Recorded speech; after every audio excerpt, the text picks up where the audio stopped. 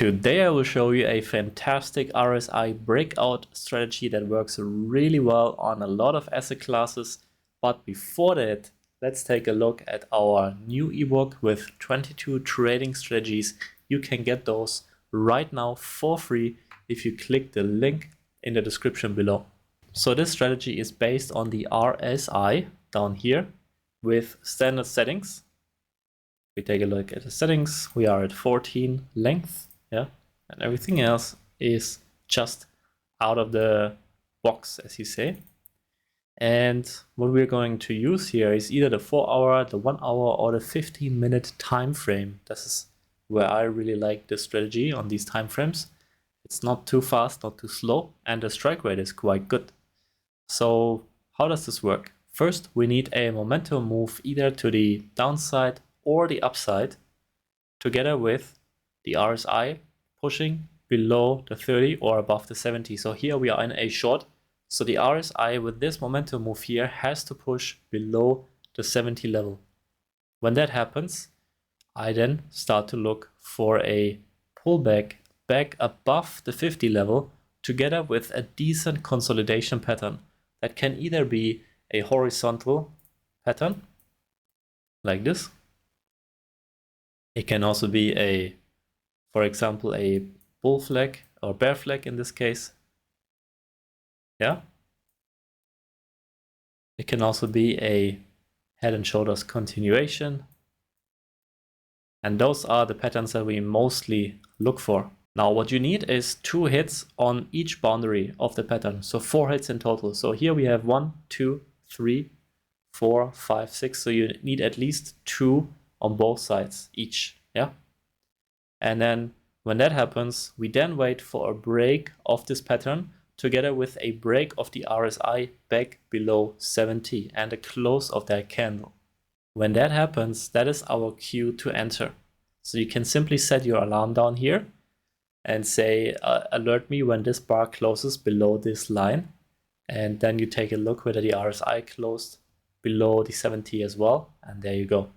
A big bonus is if the down move, for example, broke a trend line or a support/resistance level, etc. Ideally, the RSI does not go back above 30, or in this case 70, inside the pullback. Otherwise, the pullback will be too deep. Yeah?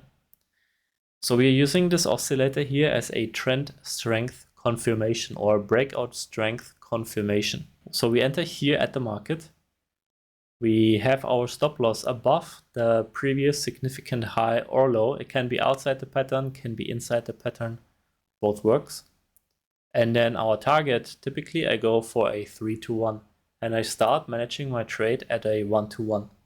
So I want to reduce risk as soon as we hit 1-to-1 here, for example. And then as we break below this low, I will move my trade here on my stop. And then as we make this low, we already get taken out, so there's not much else to manage here.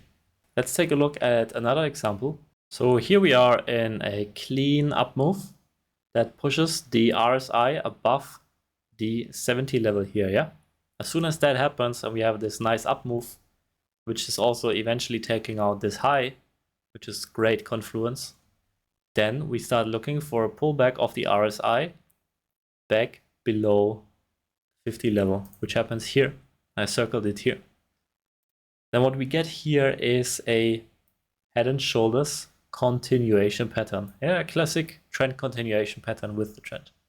And then when that happens, we look for a break above this line together with the RSI break above 70 in this case, which happens here. Now in this case, I have my stop below the right shoulder. Why? Because as often when the shoulder breaks off the head and shoulders, then the head also breaks. So you don't have to have your stop all the way down here. And then as you can see, this took a while to get the target, but eventually it did. Very nice move overall. We zoom out a bit, you can also see that we had been in an uptrend for a while now, which always adds nice confluence to our trade. Let's take a look at one more example. So here we are on a bull flag. We have a strong push up. The RSI pushes above 70 already in this bar. So this could have been actually another potential entry right there. Yeah, if we take this pattern, This is you could call this a flat top triangle. You could also draw it like this. It doesn't really matter, the lower boundary, as long as it has 2 hits. Important is the upper boundary because that's our breakout level. So what happened here is we had a run up which pushed the RSI above the 70 level.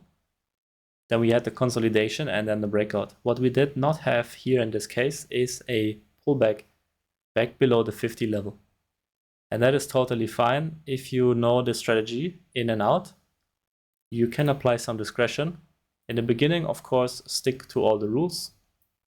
And this would have gone for our 3-to-1 eventually. But let's take a look at this setup here, which was all by the rules. So we had the second run up here, above the 70, pullback below the 50, but not below the 30.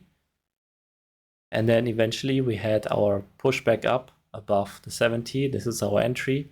Stop goes below the low here. And the target up here for a 3-to-1. You can also experiment with a 2-to-1 or a 1.5-to-1. That's totally fine. You can always test these alternative take profits and stop losses in your H1 trading journal, for example. One of my favorite features, to be honest, because I am big on trade management, and a good trade management strategy can really turn a good strategy into a fantastic performer for you. Yeah. So this is how this turned out. Let's take a look at another example. Oh, and actually before we move on, you can see that there was a breakout here, but it was not supported by the RSI. Yeah, if you look down here. So we basically dodged this fake breakout here with the RSI. And then when the real breakout came, that's when we got in. So it's a really useful tool for measuring that trend strength. And here is a trade example on the NASDAQ. So we looked at equities, we looked at the gold commodity. Now we're looking at an equity index. Yeah, so again, momentum move up. We push above the 70 level, we come back below the 50 level here, and then we immediately push back up above the 70 level. Now, here in this case, if you zoom in and we add this, you can see that we were a bit lower than 70 at the point of entry. And again, that is discretion that you can apply. If I see a strong breakout bar like this, everything else lines up nicely with this tight consolidation here. But we are just maybe 1 or 2 points below the 70 level, I will still take the trade. Of course, you want to mark that as discretionary in your H1 trading journal to check whether your discretionary entries or exits are actually profitable for you in the long run. So this trade is still going right now. There's no definite result yet. I am obviously break even in this. So as soon as we hit 1-to-1, I will reduce my risk a bit. Then we made a double top here. Let me change that to white. When we made that double top, that's when I moved to break even. And now this is just either it's going to play out or it won't, you know. This is actually setting up for a second entry here, for re-entry potentially. Because as you can see, we pushed above the 70 level here. And now we push back below the 50. So if this breaks back above, there might be a re-entry on the books here. And what do we have? It's a flat top triangle, another one of those patterns that we can look for. You can of course also look for cup and handles. I think that's all patterns covered now. All the classic breakout charting patterns that are important for us. All right, so I encourage you to play around with this on the 1 hour, the 4 hour, the daily, the 15-minute. See what works best for you, which time frame matches your speed and trade frequency, and take it from there. This is a really simple but efficient breakout strategy that I can highly recommend to anyone looking for a bit of RSI breakout fun in the markets. Thanks for your time. Don't forget to check out the ebook below, and see you soon.